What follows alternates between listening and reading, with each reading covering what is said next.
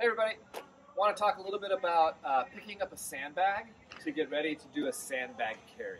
So there's some things to think about when you're setting yourself up. The first thing I want you to think about is how you approach the sandbag.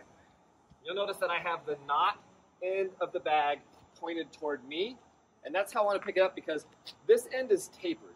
If I pick it up the other way when I'm holding it, the tapered end will be up and it'll have a tendency to want to slide down and slip, and it's a little bit harder to hang on to. So make sure you set yourself up so that the knot end is down and the little pointy corners are up toward the top.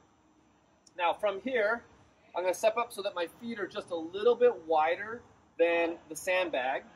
I'm going to lift up one side and get my fingers under the bag. Do the same thing on the other side.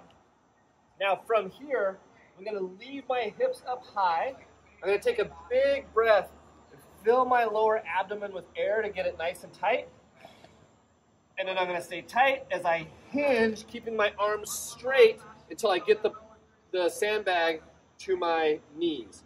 Once I get the sandbag to my knees, then I'm going to bring my chest to the sandbag and wrap my arms around and clasp my hands, my arms, and then stand up nice and tall. Okay? I'm going to hold the sandbag low on my abdomen, not high up on my chest. So that's the best way to get it up. A couple of mistakes that we'll see people make is that when they go to get set, instead of keeping their arms long, they'll start to pull here using their arms instead of using their legs.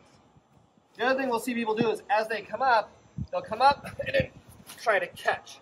You'll get away with that with lighter sandbags, but as the sandbag gets heavier, your arm won't be able to support it. So keep the arms nice and long, hinge it up to your knees, then bring your chest down to the sandbag, wrap your arms around, and stand up nice and tall, and you're ready to go off for a walk.